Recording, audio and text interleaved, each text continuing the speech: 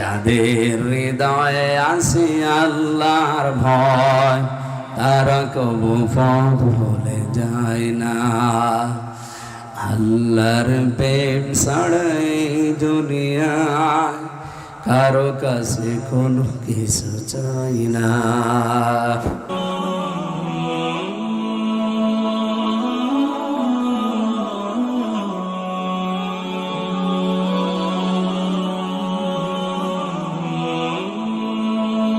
কিয়ামতে প্রতিটি মানুষ আল্লাহর সামনে দাঁড়াতে হবে কয়জন করে?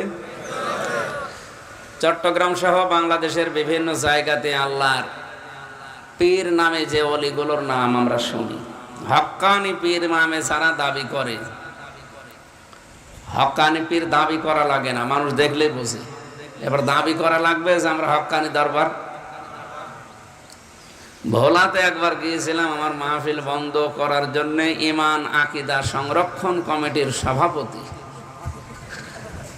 আপনি নাম দেখেছেন, ইমান আমল বা আকিদা এটা সংরক্ষণ আবার কমিটি বানিয়েছে, তার সভাপতি উনি বলছে আমির হামজা যদি আসে আমি মরে যাব। তাহলে মরে যাওয়াই ভালো। শেষ পর্যন্ত প্রশাসন দেখছে না তো দরকার নেই, কোন পানি কোন দিকে যায়, ঠিক আছে, শেষে বন্ধ করে দিয়েছে। বলেন সুবহানাল্লাহ। এই যে হাজারো মানুষকে আপনি কোরআন শোনা থেকে আমি কি করতাম বলেন তো? ওখানে সে কি আমি ভোটের কথা বলতাম, কারণ আমি তো ভোটে দাঁড়াই না। তারপরও কুষ্টিয়া হলে কথা ছিল, কোথায় ভোলা, ওখানে আমার জীবনে ভোটে দাঁড়াবো কিয়ামতের আগে সম্ভব? আপনি কোন কারণে এই সমস্ত বিভিন্ন বিষয় তুলে ইমান আকিদা সংরক্ষণ কমিটির সভাপতির নাম দিয়েছে, বন্ধ করে দিলেন? আপনার নিজেরই তো ইমান নেই, আপনি কি ইমান সংরক্ষণ করবেন? এই জন্য হক্কানি দরবার বলে যারা পরিচয় যায় নিজেদেরকে দেওয়ার মতো না, এই এমনিতেই পরিচয় হয়ে যায়। সুতরাং যারা দিচ্ছে তারা এই দেশে কিন্তু এই কথা ছড়িয়েছে কিয়ামতে আমার বাবা যান, আমার দাদা যান, লক্ষ লক্ষ মরিদ নিয়ে কিয়ামতে স্লোগান দিতে দিতে উঠবে। এই সূরা মরিয়মের ৯৫ নম্বর আয়াতের সাথে এই কথার কোনো মিল আছে? বলেন বলেন। আল্লাহ বলেন কিয়ামতে মানুষ উঠবে একা একা, আর ও বলছে না স্লোগান দেবে, লক্ষ লক্ষ মরিদ থাকবে পেছনে। নবীরা যেখানে হাই হতাশ করবে যে কি হবে আমার, চিন্তায় বাঁচবে না, সেখানে কোনো পীরের খবর আছে বলেন? এসব বানান, এসব বাটপারি করে চিটারি করে দরবার ঠিক রাখার জন্য কথা বানিয়েছে। সুতরাং আমরা জানলাম যে কিয়ামতে ওয়াকুল্লুহুম আতিহি ইয়াউমাল কিয়ামাতি ফারদা। সূরা মরিয়ম ১৬ নম্বর পারা ১০ নম্বর পৃষ্ঠা ১৫ নম্বর লাইনের ৯৫ নম্বর আয়াত। নাকি আরো দলিল ভেঙে ভেঙে বলা লাগবে? ওয়া মানে এবং, কুল্লুন মানে প্রত্যেক, হোম মানে তারা, আতিহি মানে আসবে, হি মানে আল্লাহর কাছে, ইয়াউমাল কিয়ামাতি কিয়ামতের দিন, ফারদা একা একা। আর কি ভেঙে বলা যায় বলুন? যে তাফসিরে ফি জিলালিল কোরআনে আছে। আরো দলিল দিলে এখন আমার ঝড়ি কোদাল ছাড়া দলিল নেই। বা আপনারা এখন দলিল দিতে হলে বুখারী শরীফ আর হবে না, বাখারী শরীফ লাগবে। এত কিছু বলার পরেও যদি কারো মন খারাপ হয় যে মনে হয় টেনে টেনে কথা বলছে, আমার মনে হয় নবী এসে যদি ওয়াজ করতো, বলতো নবী মনে হয় ওইদিকে টেনে কথা বলছে। কিয়ামতে প্রতিটি মানুষ উঠবে আল্লাহর দরবারে একা একা। সুতরাং কথা যারা ছড়িয়ে মানুষের ভেতরে বিভ্রান্তি ছড়িয়ে দিয়েছেন তারা ভুল করছেন, আপনি থেমে যাবেন আশা করছি, আর মানুষও যেন বিভ্রান্ত হবেন না। এই কথা বুঝতেছে? কিয়ামতের বিচারের দ্বিতীয় সিস্টেমে আল্লাহ এবার আর একা ডাকবে না, এবার ডাকবে আপনার নেতার সাথে। ইয়াওমা নাদউ কুল্লা উনাসিম বিইমামিহিম। সূরা বানী ইসরাঈল ১৫ নম্বর পারার ৮ নম্বর পৃষ্ঠা ৩ নম্বর লাইনের ৭১ নম্বর আয়াতের প্রথম অংশে আছে। এটা ইবনে কাসিরে পাবেন। আল্লাহ পাক বলেন কিয়ামতের ময়দানে এবার আল্লাহ মানুষকে আর একা ডাকবেন না, এবার ডাকবেন তার নেতার সাথে। আর রাজনৈতিকভাবে বিভিন্ন আদর্শে আছি থাকেন, আমি নিষেধ করছি না, কিন্তু আপনার বিবেকের কাছে আমার প্রশ্ন, কিয়ামতে আল্লাহ যদি আপনার নেতার সাথে ডাকে, আপনি যে নেতার আদর্শ মেনে চলেন, যার পেছনে স্লোগান দেন, কি বলে আপনার মনে বলেন তো? কিয়ামতে ওই লোকটার সাথে দেখলে আপনাকে আল্লাহ মাফ করবে? ও বলছেন না, এখনই ধরা খাবে না? আপনি যদি এখনই বলেন না, তা আপনি ধরা খেয়ে বসে আছেন। আপনি যার সাথে উঠবেন এই নেতা সামনে থাকবে, আপনি থাকবেন পেছনে।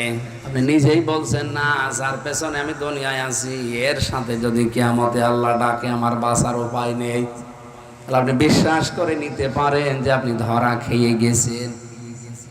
কি এ লোকটা এখন বাড়িতেছে, যদি দেখে ওনার স্ত্রী ওনাকে গালি দিচ্ছে, শুকুরের বাচ্চা, কুকুরের বাচ্চা, রাগ হবে? হ্যাঁ, কথা বলেন না। না, উনি যদি জ্ঞানী মানুষ হয়ে থাকে, বুদ্ধিমান হয়ে থাকে, আন্দাজে রাগ করার কথা না। চিন্তা করবে আমার বউ তো শিক্ষিতা, ধার্মিক, ভালো বংশের মেয়ে, জীবনে আমার মুখের উপরে চোখ তুলে কথা বলে না, আজকে আমার গালি দেয় শুকুরের বাচ্চা, কুকুরের বাচ্চা বলে, অবশ্যই ওরে জিনে ধরেছে। কি তাছাড়া তো এমনি গালি দেওয়ার কথা না। ওরে ভূতে ধরেছে, জিনে ধরেছে, ওর মাথা খারাপ, নিজের উপর কন্ট্রোল নেই, এই কারণে আমারে গালি দেয়। আপনি কোরআনের এই আয়াত শোনার পরে এত বড় দলিল দিয়েও যদি আপনার মন পরিবর্তন না হয়, এখনো যদি ওই শয়তান দুনিয়াদার মার্কা মানুষের পেছনে আপনি থাকেন, আপনি বিশ্বাস করে নিতে পারেন শয়তান আপনাকে দখল করে ফেলেছে। আমি আর নামলাম না। তৃতীয় নাম্বারে আপনাকে আর আল্লাহ এবার দ্বিতীয় পয়েন্টে নেতা সহ ডেকেছিলেন, এবার আর এক নেতা না, এবার ডাকবে কিয়ামতে মাহশারে ময়দানে সবাইকে একসাথে। এই যে কোটি কোটি মানুষ থাকবে কিয়ামতে, 5টা প্রশ্ন আল্লাহ জিজ্ঞাসা করবে মানুষকে তার নিজের সামনে দাঁড়িয়ে। লা তাযালু কদামা বানি আদম আবদি ইয়াউমাল কিয়ামাতি হাত্তা ইসআলান খামসিন ইলা আখিরিল হাদিস, রাওয়াহু ইবনে মাজাহ। নবীজি বলেন 5টি প্রশ্নের জবাব দেওয়া ছাড়া কোনো বনি আদম সন্তান, নারী পুরুষ, কেউ আল্লাহর সামনে থেকে সামনেও যাবে না, পেছনেও যাবে না, জায়গায় দাঁড়িয়ে থাকবে। এর 1 নম্বরে তোমার একটা হায়াত দিয়েছিলাম 70-80 বছরের, কি করলে বলো তো দেখি? ও চট্টগ্রামবাসী, আপনি নিজের সাথে মিলিয়ে বলেন তো যে হায়াত পেয়েছেন, এখনই যদি বিদায় নেন এই হায়াতের জবাব দেওয়ার মতো কায়দা আছে? হ্যাঁ, আল্লাহর এক বান্দা বাজারে গিয়ে 100 টাকার একটা নোট দিয়েছে দোকানদারকে। দোকানদার টাকাটা নিয়ে ওলট পালট করে বলছে এটা অচল, চলে না, নিয়ে যান, অন্য সময় দিয়ে যাবেন। আল্লাহর এই বুজুর্গ বান্দা কথাটা শোনার পরে অজ্ঞান হয়ে গেছে। লোকজন এসে বলছে আপনি এই লোককে মেরেছেন? না, আগে ওর হুঁশ ফিরান। বাতাস দিয়ে পানি দিয়ে যখন হুঁশ ফিরে এসেছে, বলে আপনি সেন্সলেস হয়ে গেলেন কেন? আল্লাহর এই বুজুর্গ বান্দা ডাক দিয়ে বলে দেখো, ওই লোকটা আমাকে মারে নাই, বকাও দেয় নাই, শুধু টাকাটা ফেরত দিয়েছে। আমি চিন্তা করলাম ওই সময় আমারও তো একটা 100 টাকার নোট আছে, তার নাম হায়াত। তার নাম কি? আমার এই 70-80-90 বছরের হায়াত এখনই যদি মারা যায়, মহান আল্লাহ যদি আমার হায়াতটা উলট পালট করে দেখে বলে বান্দা এটা অচল, চলে না, যা। এর ভেতরে জেনার গোনা পাওয়া যায়, মদের গোনা পাওয়া যায়, বাবার গোনা পাওয়া যায়। নাকি এই এলাকায় বাবা মাবা চলে না? চলে মানে আমার গাড়িটা ধরেছিল পুলিশ, মনে করছে গাড়ির বাবা আছে। তা বাড়ি কোন এলাকায় বললো? যশোরে। পরিচিত বলে বলছে হুজুর ঠিক আছে চলে যান। আমার মনে হয় পরিচিত না হইলে সব খুলে দেখতো যে কোন জায়গায় বাবা আছে। আমার জীবনের ভেতরে যৌতুকের গোনা আছে, বেপরদার গোনা আছে, মানুষের উপরে জুলুম করার গোনা আছে। এটা অচল আমল নামা, এইটা দিয়ে চলে না, এটা জান্নাতে যাবার মতো না, যা এটা নিয়ে অন্য জায়গায় যা। তখন আমার কি অবস্থা হবে? এই সেন্সে আমি অজ্ঞান হয়ে গেছি। বলেন তো, তাদের চিন্তাধারা আর আমাদের চিন্তা আকাশ আর পাতাল না? বলেন, এই চিন্তা যেন ফিরে আসে। এই জন্য তো অতিথি বলছিলেন এই চিন্তাটা যেন ফিরে আসে, এই কারণে এলাকার মানুষেরা মাঝে মাঝে কোরআনের অনুষ্ঠান করে। আমরা যেন দুনিয়ার উপরে মত্ত হয়ে না যায়, আমাদের বিশাল জীবন যেন ভুলে না যায়। বলেন আমিন। দরুদ আর সালাম পড়ছি নবী মুহাম্মদ রাসূলুল্লাহ সাল্লাল্লাহু আলাইহি ওয়াসাল্লামের প্রতি। এটা রমজান মাস, তো রমজানের কিছু কথা বলা দরকার। ফামান শাহিদা মিনকুম আশ-শাহরা ফালিয়াসুমহু, তোমাদের ভেতরে কেউ যদি রোজার মাস পায় সে যেন অবশ্যই রোজা রাখে। এই ঘোষণা কার? বলেন বলেন। সুতরাং এটা ফরজ কাজ। এই ফরজ কাজকে, ফরজের ভেতরে যত নিয়ম নীতি আছে সবগুলো আল্লাহর আদেশ। সেহরি খাওয়া নবীর সুন্নাত। যদি কেউ সেহরি না খেতে পারে রোজা হবে না তা না, কেউ অবজ্ঞা করলে তার গুনাহ হবে। কথা বুঝতেছেন? ইফতারি করা নবীর সুন্নাত। কথা বলেন না কেন? ইফতারি কেউ যদি না করে তার রোজা হয়ে যাবে। কিন্তু কোন মানুষ যদি ইফতারিকে অবজ্ঞা করে, ইফতারিকে দাম না দেয়, তার কিন্তু কবিরা গুনাহ হবে। আপনি অবজ্ঞা করলেন কেন? অথচ আজ বাংলাদেশে এমন জায়গায় যে দাঁড়াচ্ছে, ইসলামের একটা শিয়ার এই সেহরি করা, ইফতারি করা। এই ইফতারি অনুষ্ঠানগুলো আজ বাংলাদেশের বিভিন্ন বিশ্ববিদ্যালয়ে হামলা করে বন্ধ করে দিচ্ছে। এটা আপনি মেনে নিচ্ছেন কি করে? আমার তো মনে হচ্ছে আমাদের সব ঈমান আমল সব শুকিয়ে গেছে।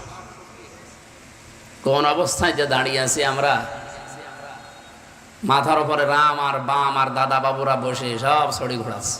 বড় বড় জায়গাগুলো সব এখন তাদের দখলে। আমরা এখন পুতুল হয়ে আছি না। ইসলামে এত বড় একটা খুঁটি রোজা, তার একটা রোকন ইফতারি করা, সেইটাও আপনি করতে দেবেন না। তাহলে বাকি সামনে আপনি কি করবেন আমরা কিন্তু টের পাচ্ছি। কথা বলেন না কেন? এক লোক তার বউকে খুব পিটাইতো। ওর বউ দাগ দিয়ে বলছে, তুমি যেভাবে আমার পিটাও, তুমি কি আমার রাখবা না, কি বাদ দিয়ে দিবা না তালাক দিবা? লোকটা ডাক দিয়ে বলছে, কেন কিলের ওজন দেখে টের পাও না কি করব? তা আমাদের অবস্থান তো আমরা বুঝে ফেলেছি যে আপনারা কি করতে চাচ্ছেন। ইফতারি অনুষ্ঠানেও যদি বাধা দেন, কয়দিন তো পরে বলবেন যে আজান দেওয়ার দরকার নেই, নামাজ কালাম থাক।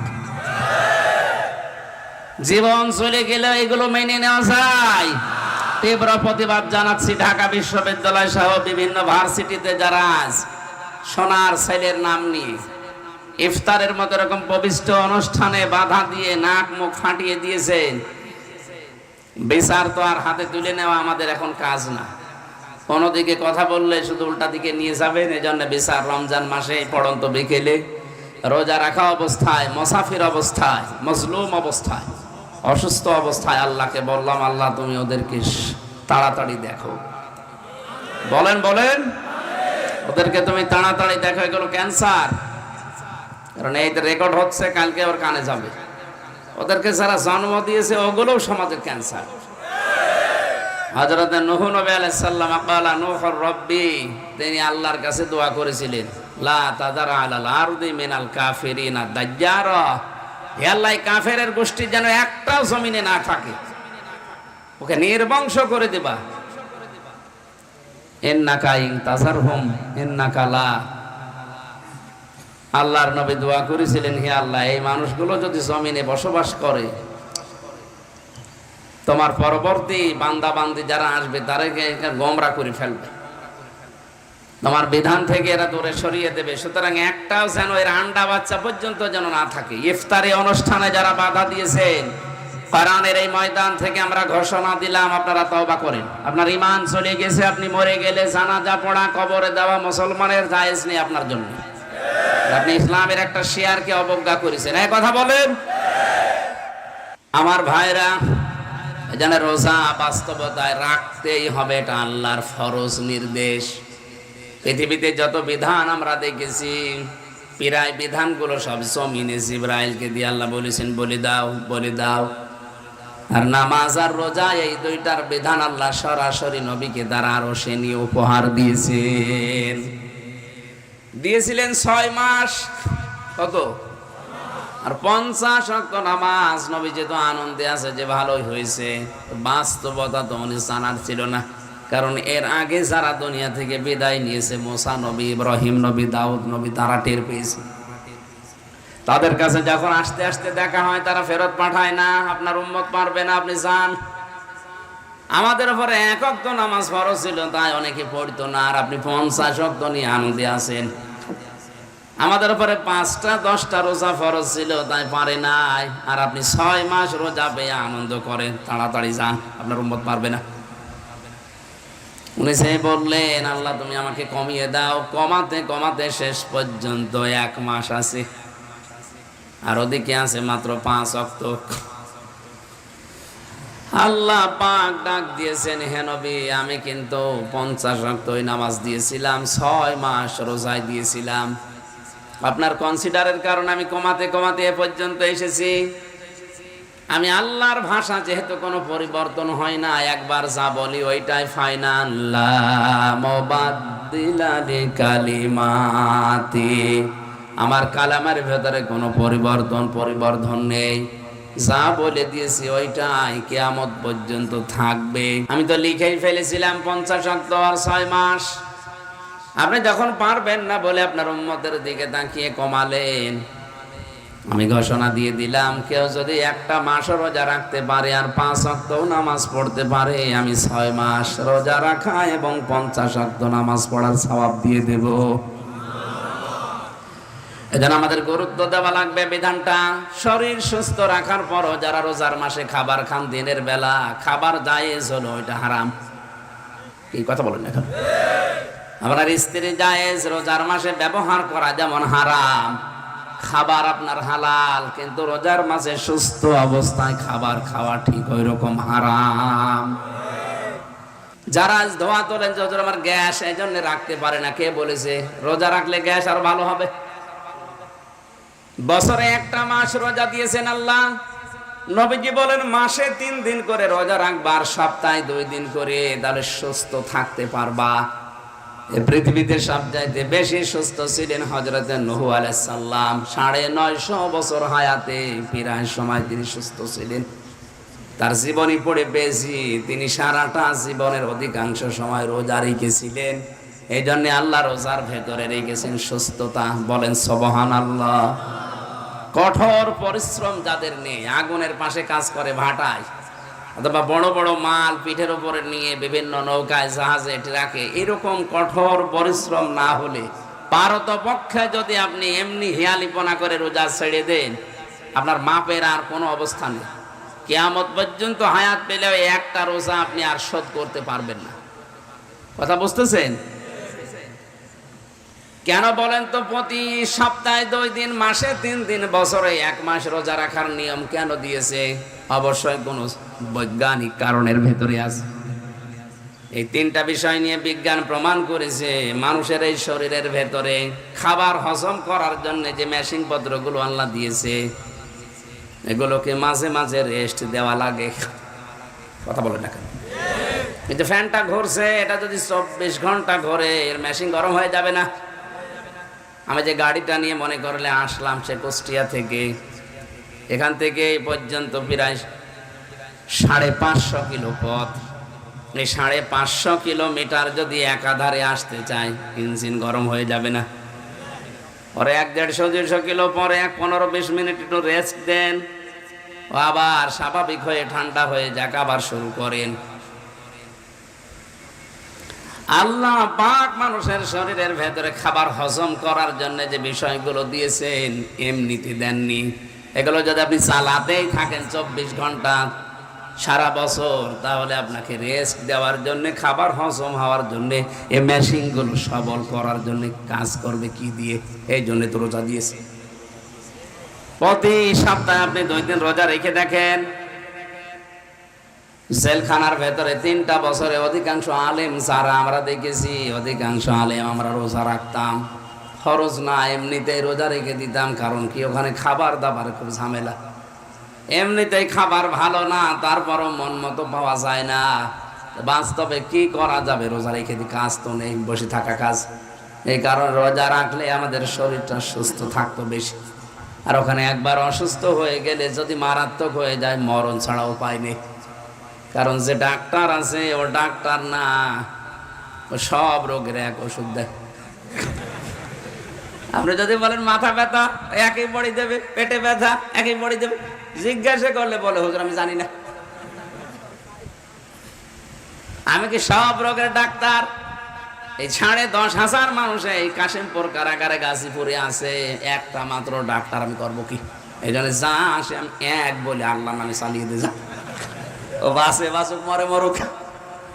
এই জন্য ওখানে সুস্থ থাকার জন্য আমি নিজে পরীক্ষিত, যতদিন রোজা ছিলাম ততদিন ভালো ছিলাম। সুবহানাল্লাহ বলতে পারেন না? বের হওয়ার পরে প্রায় 1.5 মাস 2 মাসে আমি প্রায় অসুস্থ হয়ে আছি। এই 3 দিন একটু সুস্থ লাগছে। এই যে রোজা আছি, আর যেহেতু ফরজ রোজা, রমজান মাস আল্লাহর রহমতের ভেতরে আছি, এই জন্য মনে হয় সুস্থ আছে। তাছাড়া সারাদিন ধরেন খাইনি, আর আজকে সেহরিও করতে পারি নাই। কালকে ঘুমাতে ঘুমাতে বেশি রাত হয়ে গেছে, উঠে শেষ পর্যন্ত একটু পানি খেয়ে আসি। যে সারাদিন জার্নিতে চলছে, এরপরও তো ভালোই আছি। 1-1.5 ঘন্টা 2 ঘন্টা কথা বলা এখন কোনো ব্যাপার না। এরপরে তারাবি আছে, এরপরে আবার পড়াশোনা আছে, তারপরে তো আবার ওই রাতে খাবার। এখন তো ভালোই লাগছে। অথচ 1.5 মাস আগেও কি অবস্থা ছিল, কণ্ঠ দিয়ে কথাই বের হতো না, শরীরই চলে না। যেন রোজা খুব গুরুত্বপূর্ণ বিধান, একবার জীবনে যদি পান কোনোদিন ছাড়বেন না। আল্লাহ যেন তৌফিক আমাদের দান করেন, বলেন আমিন। নবীজি বলেন, কোন মানুষ যদি রোজা রাখতে পারে, সত্যি সত্যি ওর যে পুরস্কার আল্লাহ ফেরেশতাদেরকে দিয়ে দেবে না, নবীদেরকে দিয়ে দেবে না, সৌমলি ওয়ানা জিবিহি, আল্লাহ নিজে পুরস্কার হাতে করে দান করবেন। অন্য রেওয়ায়েতে আছে, নবীজি বলেন আল্লাহ নিজেই তার পুরস্কার হয়ে যাবেন, আল্লাহ নিজে এসে তার সাথে দেখা করবেন, গল্প করবেন। এমন একটা দরজা বানিয়ে রাখবেন, কাউকে ওই দরজা দিয়ে ঢুকতে দেবে না। রায়্যান, শুধু রোজাদারেরা ঢুকতে পারবে। একটু শুকরিয়া আদায় করা দরকার। এই কারণে 750 কোটির উপরে মানুষ এখন দুনিয়ায়, মাত্র 175 কোটি আমরা মুসলিম। এর ভেতরেও খুব বেশি হলো আমরা, আমার মনে হয় মুসলমানদের ভেতরে সারা পৃথিবীর 100 কোটি মানুষ রোজা রাখে, আর 75 কোটি তো অনেকে রোজা রাখে না, বা ছোট মানুষ আছে। কথা বুঝতেছে? তো কিয়ামতে আল্লাহ যে দরজাটা বানিয়েছেন রায়ান, ওই দরজায় 750 কোটি মানুষ সামনে যাবে, ঢুকতে পারবে না, শুধু আমরা ছাড়া। আমরা যদি অন্য ধর্মে জন্মগ্রহণ করতাম, অন্য ধর্মে আসতাম, মা বাবা যদি ওই ধর্মে চালাতো, কিয়ামতে ওই সম্মান আপনি কিয়ামতে পেতেন না। সুতরাং এই সম্মান আল্লাহ যে আমাদেরকে দয়া করে দান করছেন রোজার মাধ্যমে, যে দরজা বানিয়েছেন নিজে রায়ান, শুধু আমরাই ঢুকতে পারবো, বলেন আলহামদুলিল্লাহ। সূরা মায়েদার 55 নম্বর আয়াত আমরা পড়েছি। আপনি তাফসীরুল কোরআন মাহফিল লিখেছেন, এই জন্য আমরা তাফসীর আকারে এবার কথা বলবো ইনশাআল্লাহ। জবান খুলে কোরআনের আয়াত একবার পড়েন। আউযু বিল্লাহি মিনাশ শাইতানির রাজিম। বিসমিল্লাহির রহমানির রহিম।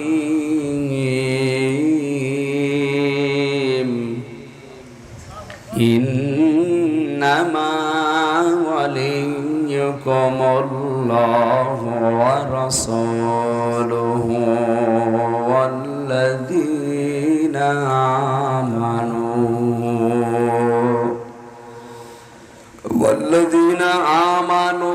الذين يقيمون الصلاة ويؤتون الزكاة وهم راكعون। সূরা মায়েদা কোন সূরা? মায়েদা মানে দস্তরখানা। মায়েদা মানে কি? খাবারের প্লেট, দস্তরখানা। এই যে দস্তরখানা বিছিয়ে খাবার খাওয়া একটা সুন্নাত, এটা আজ দেশ থেকে বিদায় নিয়েছে প্রায়। ধনী মানুষরা তো এটা মানতেই চায় না। টেবিল চেয়ারে যে খাবারের সিস্টেমগুলো, এখানে তো ওই সিস্টেম এখন আর নেই। অথচ নবীজি সারা জীবন বসে খাবার খেতেন মাটিতে, পাটিতে, আর দস্তরখানা বিছিয়ে। এই সুন্নতটা আমাদের নিজেদের জীবনে অন্তত জারি করা দরকার। কি কথা বুঝতেছেন? টেবিলে যদি খাবারও খান, অন্তত কিছু বিছিয়ে নেবেন। কারণ পড়ে যাওয়া খাবার এটা বরকতময়, এটা তুলে খেয়ে ফেললে জান্নাতের হুরের দেনমোহর আদায় হয়। আপনি মরণের পরে সুবহানাল্লাহ বলবেন। আপনি কথার সিগনিফিকেন্স বোঝেন যে জান্নাতে হুরের দেনমোহর আদায় হয়ে যাচ্ছে পড়ে যাওয়ায় খাবার খেলে। আর মসজিদের ময়লা যদি কেউ পরিষ্কার করে দেয়, এই দুইটা কারণে।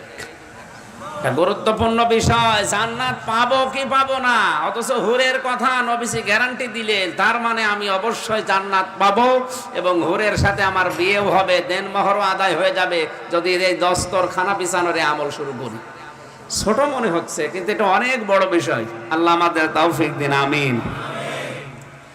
এই যে এটাও দস্তরখানা, কত রকমের ফসল আল্লাহ এই দস্তরখানার ভেতরে রেখে দিয়েছেন। কত রকমের খাবারের দিকে তাকান, বিভিন্ন খাবার এই দস্তরখানার ভেতরে আল্লাহ সাজিয়েছেন। তামাম দুনিয়াটাই আমার আল্লাহর কাছে এরকম দস্তরখানা। বলেন সুবহানাল্লাহ। 55 নম্বর আয়াতে আল্লাহ তিনটা বিষয় আমাদেরকে জানিয়েছেন। ইন্নামা ওয়ালিয়ুকুমুল্লাহু ওয়া রাসূলুহু, অবশ্যই আমি আল্লাহ এবং আমার রাসূল আর যারা দুনিয়ায় ঈমানদার তারা তোমাদের ওলি, বন্ধু, অভিভাবক। ওলি মানে কি? বন্ধু। বলেন বলেন। কাউকে দেখলেই বলি এটা আল্লাহর ওলি না, ওলি হওয়া অত সহজ না। আলা ইন্না আউলিয়া আল্লাহি লা খাউফুন আলাইহিম ওয়া লা হুম ইয়াহজানুন। আল্লাহ পাক বলেন আমার যারা ওলি তাদের কোনো ভয় নেই, কোনো চিন্তা নেই। এই কথাটা চিনি রাখো। কে বলছে? আপনি চিন্তা করেন তো, আল্লাহর ওলিদের কোনো ভয় নেই, কোনো চিন্তা নেই। এখন আল্লাহর ওলি কারা? এদের পরে আল্লাহ নিজেই তার ব্যাখ্যা দিয়েছেন। আল্লাহ পাক বলেন আল্লাযীনা আমানু ওয়া কানু ইয়াত্তাকুন, যারা দুনিয়ায় ঈমান আনে এবং তাকওয়া অর্জন করে, এই মানুষগুলো আল্লাহর ওলি, বন্ধু, অভিভাবক, গাইডলাইন মেনে চলে। ওলির বহু অর্থ আছে। বন্ধুত্বের প্রভাব মানব জীবনে অনেক বেশি, এজন্য আল্লাহ নিজেই বন্ধু হওয়ার ঘোষণা দিয়েছেন। আল্লাহু ওয়ালিয়ুল্লাযীনা আমানু, যারা ঈমান আনে আমি আল্লাহ নিজেই তাদের বন্ধু হয়ে যাই। বলেন আলহামদুলিল্লাহ। আমি এই কুষ্টিয়া থেকে চট্টগ্রামে এসে যদি আমার বন্ধুর বাড়ি থাকে, আমার একটা সাহস হয় যে না আমার বন্ধু আছে, থাকা খাওয়া ওখানে অন্তত রেস্ট নেওয়ার কোনো অসুবিধা নেই। আল্লাহ বলেন ঈমান আনো, আমি আল্লাহ যদি বন্ধু হয়ে যাই, দুনিয়া আখিরাতে তোমার ওই রকম চিন্তা আর করা লাগবে না। ঈমান যারা আনবে আর তাকওয়া অর্জন করবে, এই যে রমজান এসেছে আমাদেরকে তাকওয়া শিক্ষা দেওয়ার জন্য, সুতরাং আমরা আল্লাহর ওলি হওয়ার একটা পথ, একটা মাস পেয়েছি। রমজান পেয়েও যদি কেউ আল্লাহর ওলি, আল্লাহর বন্ধু হতে না পারে, ও আর আল্লাহর বন্ধু হওয়ার কোনো সূরাত ওর সামনে নেই। কথা বোঝেন? কেউ যদি নিরাপত্তা পেতে চায়, এই কথা বোঝেন, কোন মানুষ যদি নিরাপত্তা পেতে চায়, শান্তি শাস্তি পেতে চায়, কেউ যদি হেদায়েতের উপরে থাকতে চায়, সূরা আনআমের ভেতরে আল্লাহ ঘোষণা দিয়েছেন আল্লাযীনা আমানু ওয়া লাম ইয়ালবিসু ঈমানাহুম বিযুলমিন উলাইকা লাহুমুল আমনু ওয়া হুম মুহতাদুন। যারা ঈমান আনে আর ঈমানের সাথে লেবাস পরায় না জুলুমের। কিসের? আল্লাযীনা আমানু ওয়া লাম ইয়ালবিসু ঈমানাহুম বিযুলমিন, যারা ঈমান আনে আর ঈমানের সাথে জুলুমের।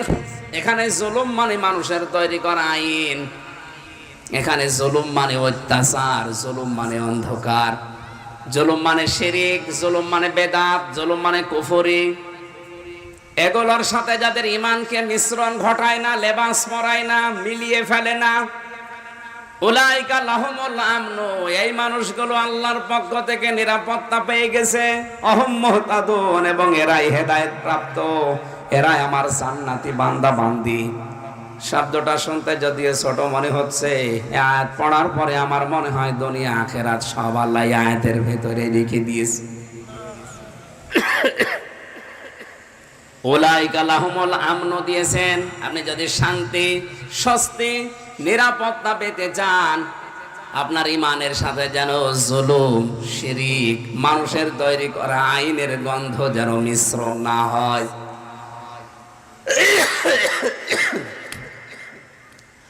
অথচ আজ আমরা এই দেশে যারা ইমানদার, আমাদের ইমানের সাথে জুলুমের সম্পর্ক। কথা বলেন না কেন? ইমানদারের সাথে জুলুমের চাদর দিয়ে, জুলুমের কাপড় দিয়ে, জুলুমের লেবাস দিয়ে ওইটা ঢেকে ফেলেছি আমরা। তাহলে আপনি তো শান্তি, স্বস্তি, আল্লাহর কাছে নিরাপত্তা পাবেন না, আপনি হেদায়েতের উপরও থাকতে পারবেন না। ঈমান আনলে আল্লাহ তাদের বন্ধু হয়, কিন্তু ঈমানের সাথে জুলুমের পোশাক, ওয়ালাম ইয়ালবিসু লিবাস মানে পোশাক, জুলুমের পোশাক, শিরিকের পোশাক, মানুষের তৈরি করা আইনের পোশাক মেলানো যাবে না। আমি শুধু আপনাদের সামনে বলছি তা না, যেহেতু রেকর্ড হয়ে কালকেই তামাম দুনিয়া ছড়াবে, সবাইকে বলছি ঈমান যাদের আছে আপনি কিন্তু ধোঁকাবাজি করছেন আপনার নিজের সাথে, আল্লাহর সাথে। এক কথা বলছেন না কেন? কারণ আপনার ঈমানের সাথে জুলুম মিশানো, মানুষের ওপর অত্যাচার মিশিয়ে রেখেছেন। মানুষের তৈরি করা আইন কানুন প্রতিষ্ঠার জন্য আপনি চেষ্টা করেন, আপনার ঈমানের সাথে পোশাকগুলো লেগে আছে, আপনি নিরাপত্তা পাবেন না। এই জন্য আপনি 24 ঘন্টায় থাকেন আতঙ্কে দুনিয়ায়, আপনার নিরাপত্তা নেই। নিরাপত্তা দেওয়ার মালিক কে বলেন তো? বলেন বলেন। এই যে নিরাপত্তা যে আল্লাহ দেন, আমাদের মুখস্থ একটা সূরা কোরআনের ভেতরে আছে, ফালিয়াবুদু রাব্বা হাদাল বাইত আল্লাযী আত'আমাহুম মিন জু' ওয়া আমানাহুম মিন খাউফ।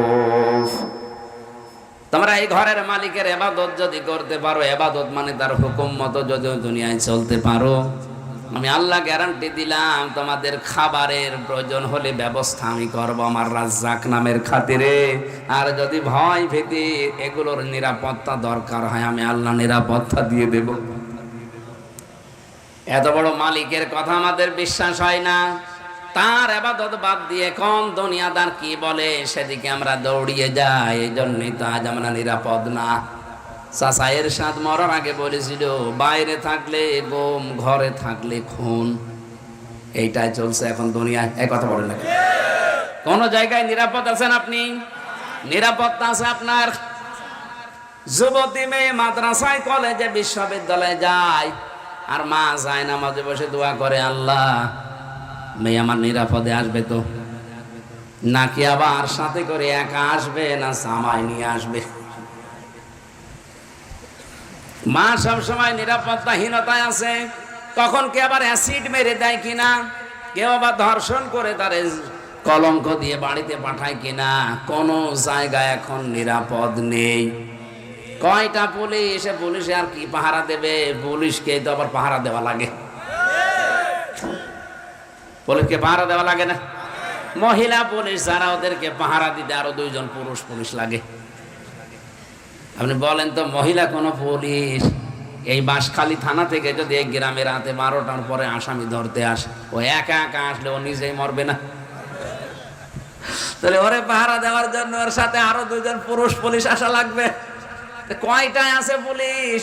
1-1.5 লাখ হবে সারা দেশ মিলে, 18 কোটি মানুষ।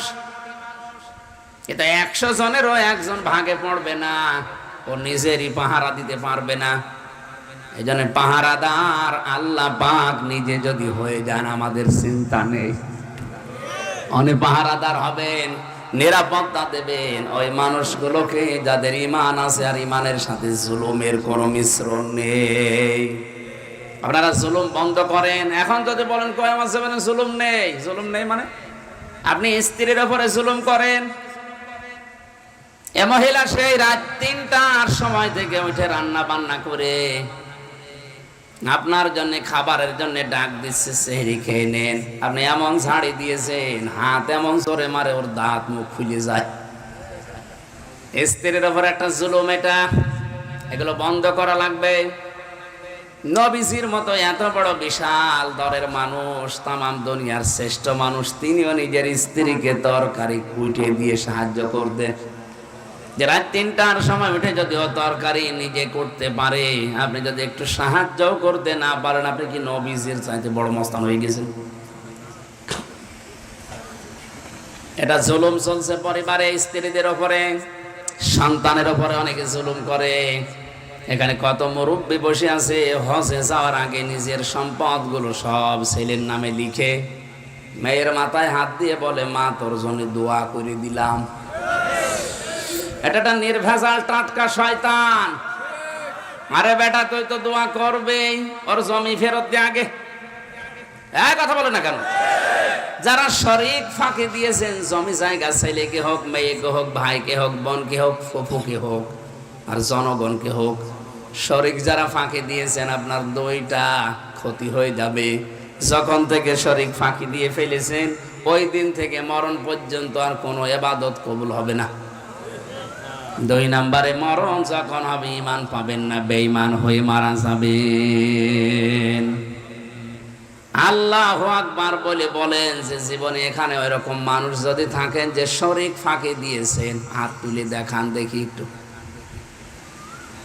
ও, এই এলাকায় মনে হয় এসব নেই। আলহামদুলিল্লাহ।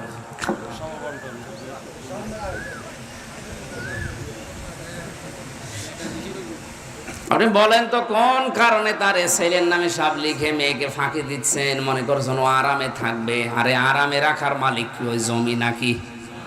বলেন। আমার নিজের জামাই, ফুফুর যে স্বামী জামাই বলি আমরা, ওই জামাইয়ের তো কত জমি আছে, কিন্তু কাজ কর্ম করতে পারে না। জমি থেকে করবে কি? জমি থাকলে আপনার ছেলে আরামে থাকবে, সুখে থাকবে, শান্তিতে থাকবে না। ওকে আপনি ঈমান আর এলেম দিয়ে যান, ওই অনুযায়ী যদি দুনিয়ায় কাজ করতে পারে। শুধু খেয়ে থাকলেই মানুষ শান্তিতে থাকে না, না খেয়েও শান্তিতে থাকা যায়। কারণ শান্তি, সালাম, এটা কার নাম? আরো জোরে বলেন। আল্লাহ এটা সবাইকে দেয় না, এটা দেওয়ার জন্য কিছু যোগ্যতা লাগে। وَلِيَعْلَمَ اللَّهُ الَّذِينَ آمَنُوا يَرْفَعِ اللَّهُ الَّذِينَ آمَنُوا مِنكُمْ وَالَّذِينَ أُوتُوا الْعِلْمَ دَرَجَاتٍ আল্লাহু বিমা তা'মালুনা খাবীর। সূরা মুজাদালার ভেতরে আছে, আল্লাহ পাক বলেন, দুনিয়ায় যাদের ঈমান আছে আর এলেম আছে, এদের মর্যাদা আমি আল্লাহ নিজে দিনের পর দিন বাড়াতেই থাকবো। এই জন্য আমরা দেখি দুনিয়াদার যারা মন্ত্রী হওয়ার পরে ওই মানুষগুলোর সম্মান যত দিন বাড়ে, বয়স যত বেড়ে হয়, মানুষের কাছে ঘৃণিত হয়ে যায়। আমি নাম নিলাম না, সাবেক অর্থমন্ত্রী একজন মারা গেছে এই বাংলাদেশে, এত কিছু পাওয়ার তার, অথচ লোকটা মারা যাওয়ার আগে তার ছেলে মেয়েরা পর্যন্ত বাড়িতে রাখতে চায়নি। দরকার নেই। যদি বিছানায় পড়ে যেত, আমার মনে হয় পায়খানা পেশাবের ভেতরে পড়ে পড়ে মরিত, কেউ কাছেও যেত না। এইটাই দুনিয়ার নিয়ম। দুনিয়াদার যারা হয়ে যায়, দিন যত যায়, বয়স যত বাড়ে, পৃথিবীর মানুষের কাছে বোঝা হয়ে যায়, ওই মানুষটা ঘৃণিত হয়ে যায়। আর ঈমান আর আমল যাদের আছে, এই মানুষগুলো দিন যত যায় তত দুনিয়ার মানুষের কাছে সম্মান বেশি পায়। এখানে কোন আলেম বৃদ্ধাশ্রমে আছে বাংলাদেশে আপনি পেয়েছেন? বলেন তো। ওই মন্ত্রীর চাইতে আলেমের কি টাকা বেশি? এই বাস্তব কথাগুলো কেন নিতে পারেন না? এখানে ঈমান যাদের আছে, জুলুম মিশাবেন না, শিরিক মিশাবেন না। আল্লাহ বলেন, আমি আল্লাহ নিজে বন্ধু হয়ে যাব, আমার রাসূলও বন্ধু হবে এবং ঈমানদারেরা বন্ধু হবে। তাহলে আমাদের বন্ধু 3 প্রকার পেয়েছি আমরা। কয় প্রকার? 1 নম্বরে বন্ধুকে, আরো জোরে বলেন। পৃথিবীতে বন্ধুত্ব করার জন্য আমরা অনেক সিস্টেম জানি। চিঠি দেওয়া লাগে, মেসেজ করা লাগে, মোবাইলে আদান প্রদান করা লাগে কথাগুলো, এরপরে বাড়ি যাওয়া লাগে, এরপরে ভাব আদান প্রদান, আস্তে আস্তে শেষ পর্যন্ত আত্মীয় হয়ে যায়। আল্লাহ পাক বলেন, আমি আল্লাহ যদি কারো বন্ধু হতে চাই, আমার সাথে 4টা শর্ত পূরণ করা লাগবে। কয়টা? এবার আপনি মিলান তো, আপনি কি আল্লাহর বন্ধু হতে পেরেছেন? এক নম্বরে আমরা বন্ধুত্বের প্রথম বিষয় চিঠি দেওয়া দিয়ে করি, মেসেজ পাঠায়। আল্লাহ একটা মেসেজ পাঠিয়েছে, চিঠি পাঠিয়েছে, তার নামে কোরআন শরীফ। এ কোরআন কার চিঠি? আরো জোরে। এই চিঠিকে আপনার 4টা শর্ত আল্লাহ দিয়েছেন। এক নম্বরে এই চিঠি আপনাকে শুদ্ধ করে পড়া লাগবে। 2 নম্বরে চিঠি বুঝতে হবে। পৃথিবীর কারো চিঠি পাওয়ার পরে মানুষ আগে লাইন লাইন ধরে পড়ে দেখে যে কি লিখেছে, না নিজে বুঝলে মানুষকে দিয়ে বলে দেখেন তো কি লিখেছে। দুনিয়া একটা বান্ধবীর একটা বন্ধুর চিঠি পেয়ে যদি আপনি এমন আশা করতে পারেন, আল্লাহ পাক বলেন আমি তোমার বন্ধু একটা চিঠি পাঠালাম, এটা তো নিজে পড়তে পারো না, পড়তে যারা পারে তাদের কাছে বুঝেও নেও না, তুমি কেমন বন্ধু আমার। এরপরে ওই চিঠির ভেতরে বন্ধু যদি কিছু লিখে দিয়ে থাকে দিক নির্দেশনা, ওইগুলো সে মেনে চলে বন্ধুত্বের সম্মানে। আল্লাহ পাক বলেন এর ভেতরে আমি আমার বন্ধুত্বের কারণ হিসাবে 500 বিধান দিয়েছি, নিয়ম দিয়েছি। দুনিয়ার জীবনে 500 নিয়ম নীতি ফলো করে চলবা, তাহলে বন্ধুত্ব গাঢ় হবে। 4 নাম্বারটা একটু আল্লাহ বাড়িয়ে দিয়েছেন। আল্লাহ পাক বলেন শুধু আমার চিঠি পড়লে হবে না, বুঝলে হবে না, নিজে মেনে চললে হবে না, এটা যেন পৃথিবী আমার অন্যান্য সৃষ্টিরা মানতে পারে সেই ব্যবস্থা করে দেওয়া লাগবে। আল্লাহর এই চিঠি যদি সত্যি আপনি মানুষকে মানানোর ব্যবস্থা করে দিতে পারেন, তাহলে অবিচার থাকবে না। একটা গাছের পাতাও কেউ বিনা কারণে ছিঁড়বে না, কথা বলেন। কারণ এটা যেখানে থাকে সেই এলাকার মানুষেরা জানে একটা গাছের পাতা বিনা কারণে ছেঁড়া জায়েজ নেই। কারণ গাছের পাতা জিকির করে কার? আরো জোরে। আমি বিনা কারণে ছেড়বো কোন কারণে? ও জিকির তো বন্ধ হয়ে যাবে, আমি নিজেই জিকির করি না, ওর জিকিরও বন্ধ করে দিচ্ছি, আমি তো জালেম হয়ে যাব। অনেকে আছে এখানে বসে বাদাম খেতে খেতে রাস্তায় যায় আর পাতা ছিঁড়ে গল্প করে, মনে হচ্ছে পাতা ওর বাবার। প্রেমিক প্রেমিকা যারা এক জায়গায় গল্প করে, বাস্তবে বিশ্ববিদ্যালয়ে থাকাকালীন দেখেছিলাম এত পাগল গল্প করতে করতে হুঁশ নেই, পাতা ছিঁড়ছে আর গল্প করছে। একজন আর একজনকে বলছে তুমি জানো তোমার এই চোখের ভেতরে আমি দুনিয়ার সব কিছু দেখতে পাই। এক চাচা পাশ দিয়ে যাচ্ছিল, ডাক দিয়ে বলছে ও মা তুমি এই বাবাজির চোখের ভেতরে সব দেখতে পাও, আজ 3 দিন আমার ছাগল হারিয়েছে, একটু দেখিয়ে দে। সব দেখো, আমার ছাগলটা হারিয়েছে কোন জায়গায় আছে একটু দেখে দাও। পাতা ছেড়ে বাদাম খায় আর গল্প কয়, মনে করছে পাতা ওর বাবার পাতা।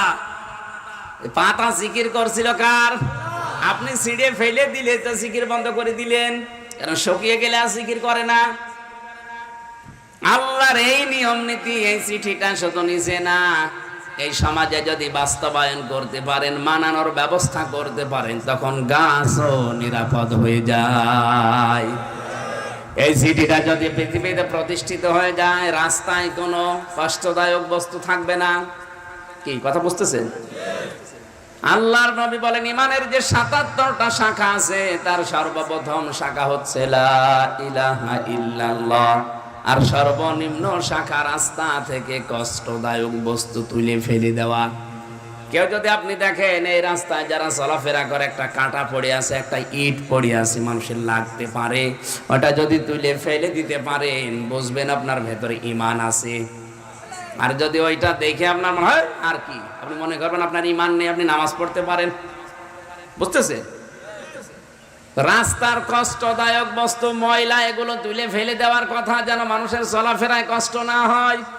অথচ আজ রাস্তা দিয়ে আসলাম, অনেকেই নিজের বাড়ির ময়লা কোটা, এই আজে বাজে জিনিসগুলো সব ঝাঁটো দিয়ে নিয়ে এসে রাস্তায় ফেলে রাখে। থাক, আপনার ঈমান আছে, আপনি কিভাবে বলছেন আপনার ঈমানই তো নেই। আর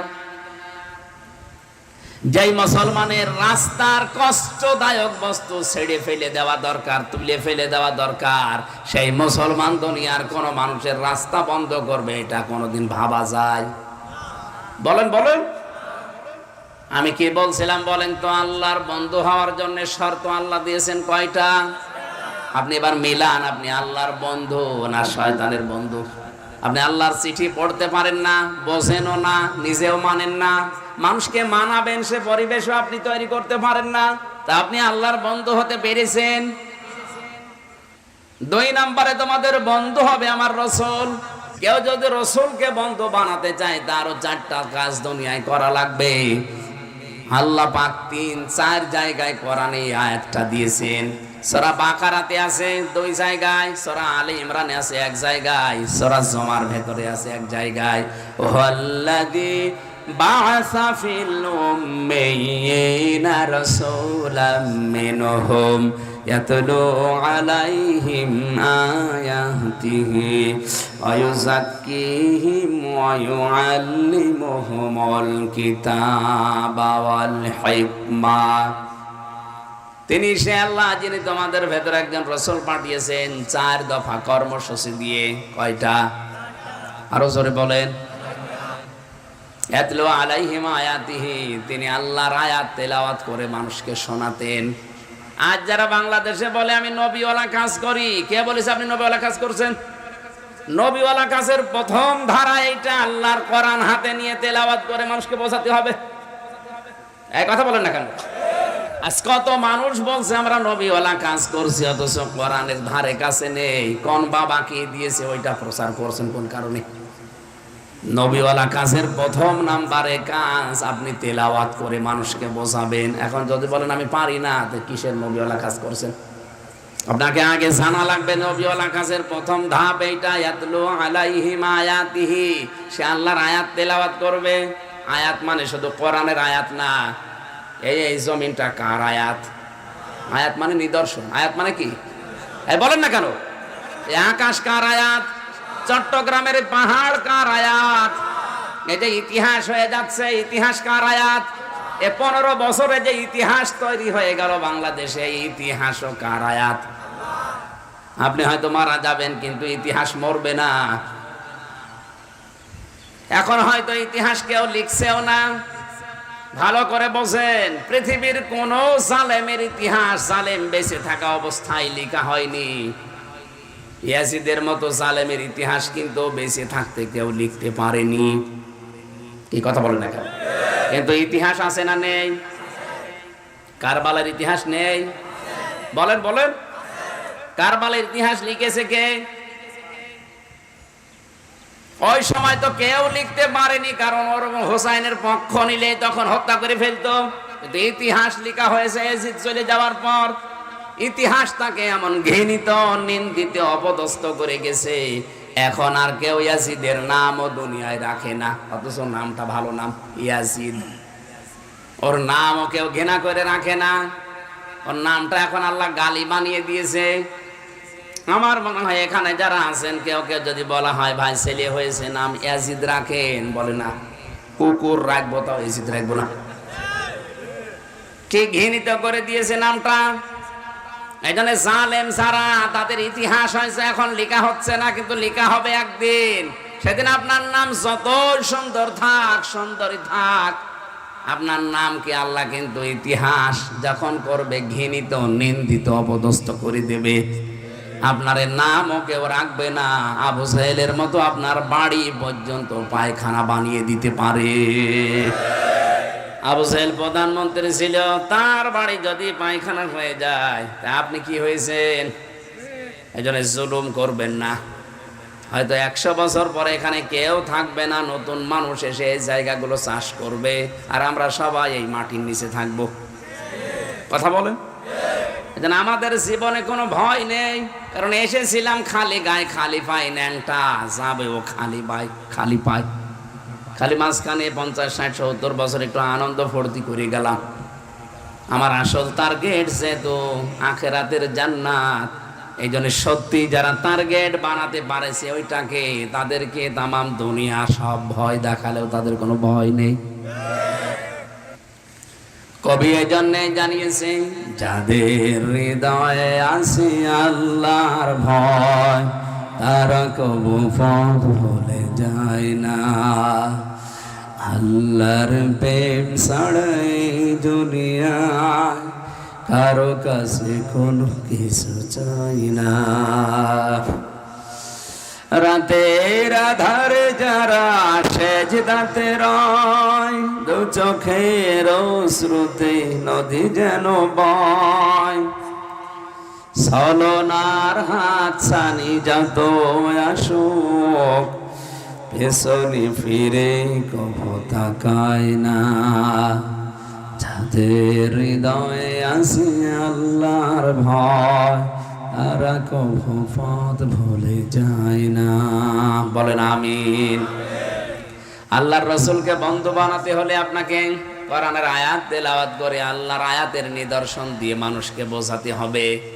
ইতিহাসের কথা বলে মানুষকে এই জন্য আমরা বোঝাই যে জালেম সারা দুনিয়ায় তার আজ ইতিহাস হয়ে আছে, কিন্তু ইতিহাস থেকে মানুষ শিক্ষা নিতে চায় না। আল্লাহ যত কোরআনে কসম দিয়েছেন তার ভেতরে অন্যতম কসম ইতিহাসের।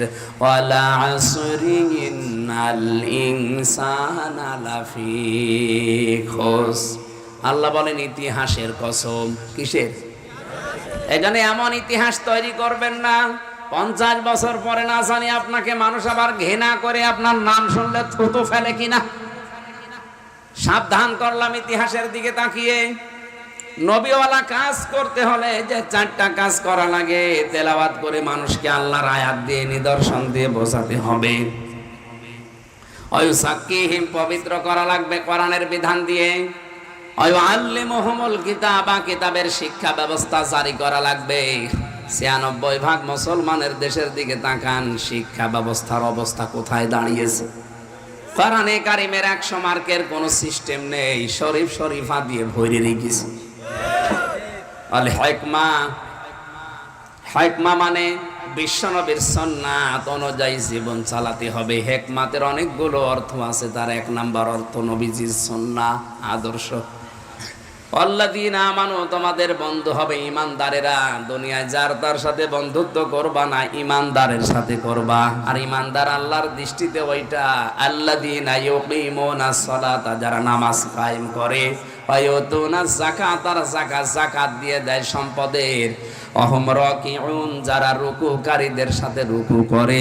তার মানে জামাতবদ্ধ হয়ে যারা কাজকর্ম করে, নামাজ আদায় করে, এই মানুষগুলো, এই 3টা গুণ যাদের ভেতরে আছে তারা আপনার বন্ধু হবে। আপনি এবার বন্ধুত্ব করেন যার সাথে, ওকে নামাজ কায়েমের আন্দোলনে আছে, সম্পদ থাকলেও যাকাত দেয়, আল্লাহর বিধানগুলো পালন করার জন্য একতাবদ্ধ হয়ে কাজ করে। রাকিউন মানে রুকুকারীদের সাথে রুকু করো। শুধু নামাজ পড়ায় রুকু না, আল্লাহর বিধানগুলো বাস্তবে রূপ দেওয়ার জন্য এক হওয়াও রুকু। এখনো তো লক্ষ লক্ষ কথা এক একটি শব্দের ভেতরে আছে।